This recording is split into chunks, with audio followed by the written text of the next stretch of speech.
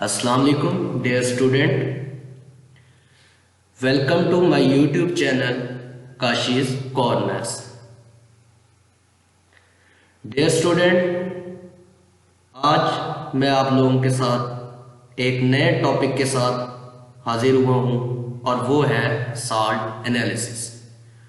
Topic शुरू करने से पहले आप सब लोगों से रिक्वेस्ट है, काइंडली मेरा चैनल जो है वो सब्सक्राइब कर दें और शेयर भी करें। डियर स्टूडेंट, साल्ट एनालिसिस जो है वो एक बहुत ही इंपॉर्टेंट टॉपिक है, स्पेशली प्रैक्टिकल्स के हवाले से। ये टॉपिक जो है ये एफएससी के प्रैक्टिकल्स में भी शामिल है और कॉलेज यूनिवर्सिटी लेवल पे बीएस के प्रैक्टिकल्स में भी शामिल है। तो चलिए स्टार्ट करते हैं हम अपना टॉपिक। बेसिकली साल्ट एनालिसिस होता क्या है, तो हम देखें अगर, तो साल्ट एनालिसिस जो है it involve the detection of components of a salt to show what metal and acid radicals are present.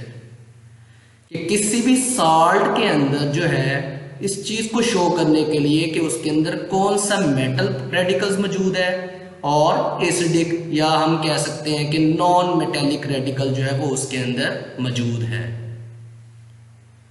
आप लोगों को पता है कि साल्ट जो है वो दो पार्ट से मिलके बनता है।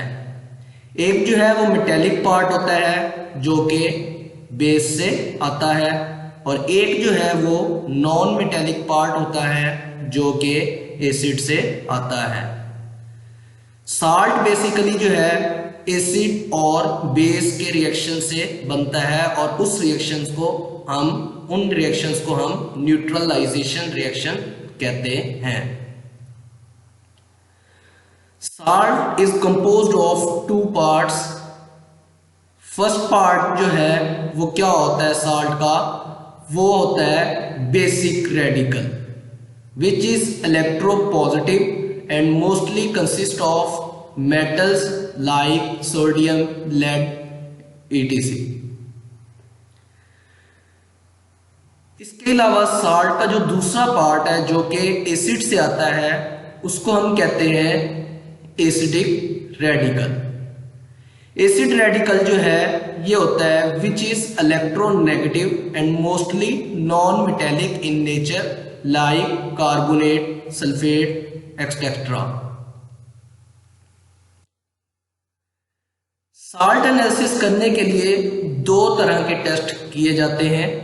एक होता है ड्राई टेस्ट। ड्राई टेस्ट जो है वो analysis perform directly with the salt.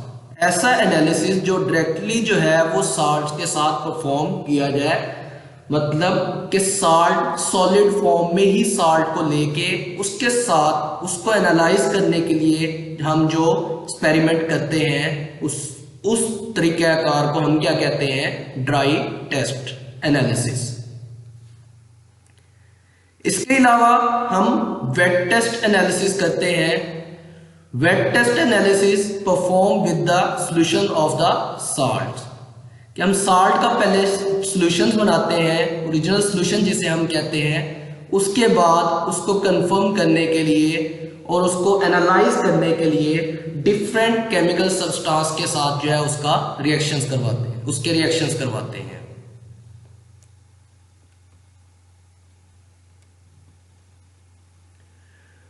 Wait test are more dependable than dry test. Dry test के मुकाबले में जो वेट टेस्ट होते हैं वो ज्यादा डिपेंडेबल होते हैं। इस वजह से basic radical as well as acidic radical have been divided into different according to their behaviour towards their reagents. उनके रिएजेंट्स के हिसाब से एसिड और बेसिक रेडिकल्स को डिफरेंट ग्रुप में डिवाइड किया गया है। आज जो हमारा टॉपिक है, सबसे पहले हम स्टार्ट करने जा रहे हैं एसिडिक रेडिकल्स। एसिडिक रेडिकल अगर हम देखें तो इसको 3 ग्रुप्स में डिवाइड किया जाता है। फर्स्ट ग्रुप है जिसको हम ग्रुप 1 और डाइल्यूट एसिड ग्रुप कहते हैं।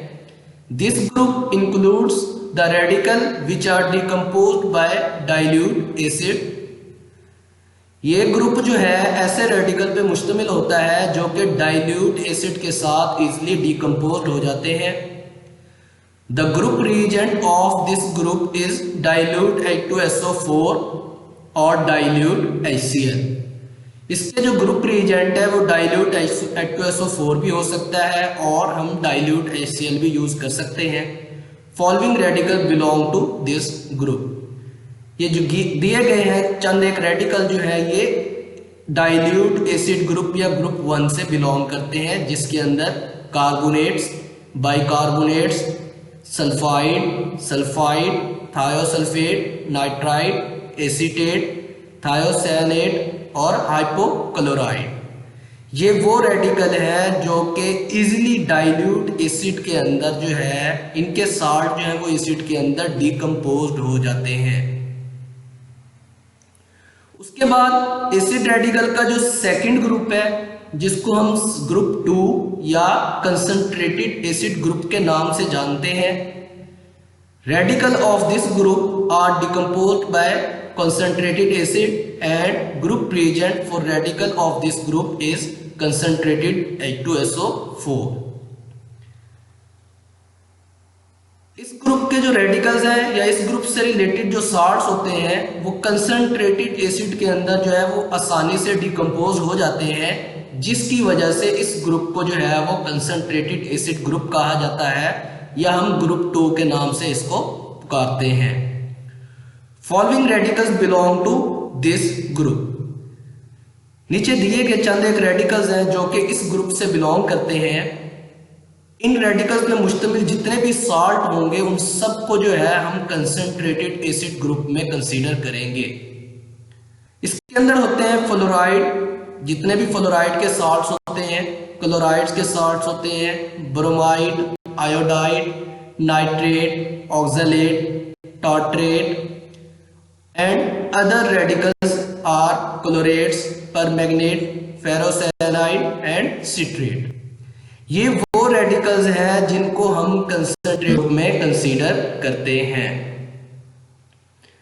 उसके बाद थर्ड ग्रुप है हमारे पास जिसको हम स्पेशल ग्रुप के नाम से जानते हैं या ग्रुप 3 के नाम से हम जानते हैं। Radicals of this group are identified by specific test. Group includes following radicals. अब इस ग्रुप के अंदर जो रेडिकल्स हैं उस पे मुश्तमिल जो साल्ट्स होते हैं वो कंसंट्रेटेड एसिड के साथ भी डिकम्पोज नहीं होते और डाइल्यूट एसिड के साथ भी डिकम्पोज नहीं होते। तो इस वजह से उनको एक अलग ग्रुप में रखा गया है जिसको हम ग्रुप 3 या स्पेशल ग्रुप के नाम से जानते हैं। तो इनको आइडेंटिफाई करने के लिए जो है हमें स्पेसिफिक किस्म के टेस्ट करने पड़ते हैं और वो टेस्ट कौन से होते हैं इंशाअल्लाह हम आगे डिस्कस करेंगे। इस ग्रुप के रेडिकल जो है वो मुश्तमिल होते हैं sulphate, borate, phosphate and some other radicals which are arsenate, arsenate, arsenide, chromate, dichromate, silicate, iodate.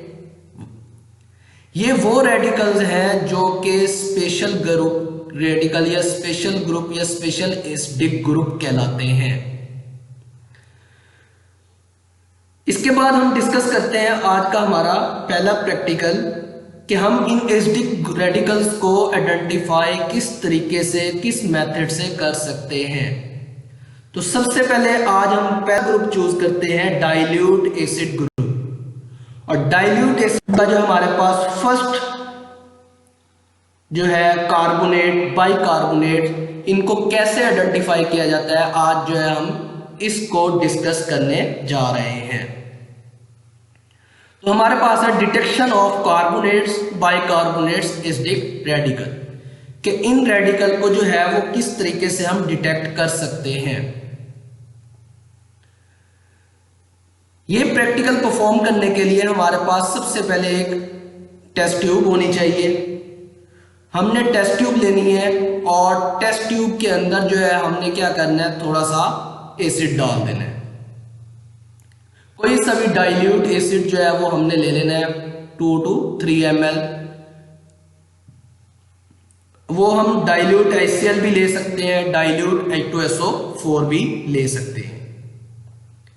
Acid लेने के बाद हमने क्या करना है, हम जिस साल्ट को आइडेंटिफाई करना चाह रहे हैं ग्रुप 1 से, हमने वो साल्ट लेना है।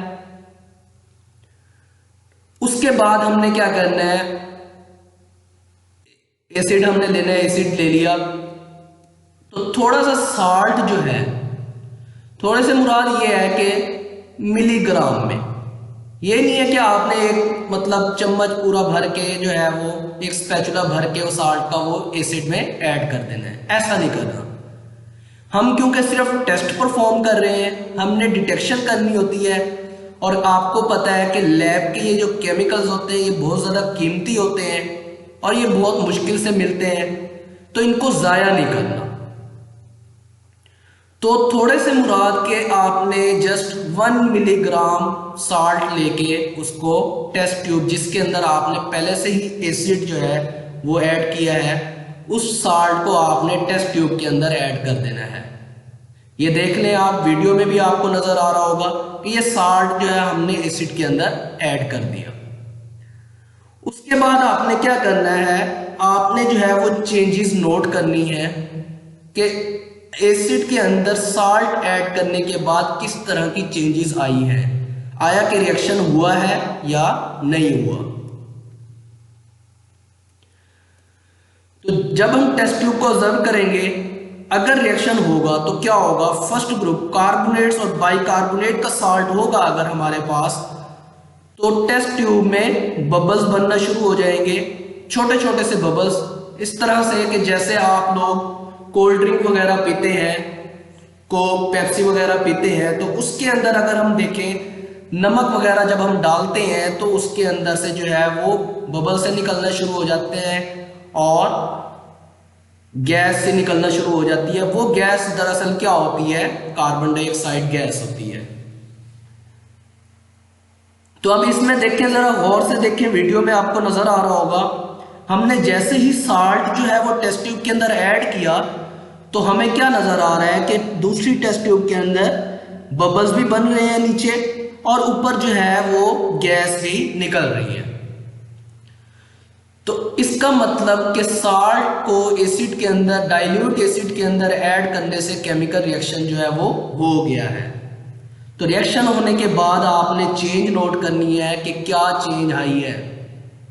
If reaction occur then note the changes. This reaction indicate the presence of first acidic group. क्योंकि हमने डाइल्यूट एसिड यूज किया था, रिएक्शन हुआ है, तो इसका मतलब कि ये इंडिकेट कर रहा है कि इसके अंदर जो है फर्स्ट एसिडिक ग्रुप जो है वो मौजूद है। If colourless odourless gas evolve with effervescence और bubble which turns lime water milky, तो ये शर्त भी हमारी पूरी हो रही है, गैस जो है वो इवॉल्व हो रही है। दिस में indicate the presence of carbonate और बाइकार्बोनेट। तो ये किस चीज को इंडिकेट कर रही है कि हमारा जो साल्ट है वो या तो कार्बोनेट्स पे मुश्तमिल है या फिर बाइकार्बोनेट्स पे मुश्तमिल है। क्यों? क्योंकि कार्बोनेट्स का जब डाइल्यूट एसिड के साथ रिएक्शन होता है तो कार्बन डाइऑक्साइड गैस बनती है जो कि बबल्स की फॉर्म में, कलरलेस ऑर्डरलेस फॉर्म में टेस्ट ट्यूब से इवॉल्व होती है। ये रिएक्शन आप लोगों के सामने शो हो रहे हैं। अगर बाइकार्बोनेट्स के साथ रिएक्शन करवाएं डाइल्यूट एसिड का, तो उसके साथ भी यही होता है कि बाइकार्बोनेट्स डाइल्यूट एसिड के साथ जब रिएक्शन करते हैं तो कार्बन डाइऑक्साइड गैस बनती है और इसके अलावा उसके साथ साल्ट और वाटर जो है वो एज अ बाई प्रोडक्ट बनते हैं। तो यहां तक हमें कंफर्म हो जाएगा कि हमने जो अननोन साल्ट लिया है वो फर्स्ट ग्रुप से बिलोंग करता है। और कलरलेस गैस, ऑर्डरलेस गैस जो है वो इस बात की तरफ इशारा कर रही है कि बनने वाला जो साल्ट है, रिएक्शन है, वो कार्बोनेट भी हो सकते हैं और बाइकार्बोनेट्स भी हो सकते हैं। तो इस चीज को कंफर्म करने के लिए फर्दर हम कंफर्मेटरी टेस्ट करते हैं। तो इंशाल्लाह नेक्स्ट लेक्चर में बाइकार्बोनेट्स और कार्बोनेट्स को कंफर्म करने के लिए हम कंफर्मेटरी टेस्ट किस तरह परफॉर्म करते हैं, इंशाल्लाह नेक्स्ट वीडियो में मैं आप लोगों को ये बताऊंगा। यहां तक अगर किसी का कोई क्वेश्चन हो, किसी की कोई बात जो आप लोगों को समझ ना आई हो, तो आप लोग नीचे कमेंट सेक्शन में पूछ सकते हैं। Thank you.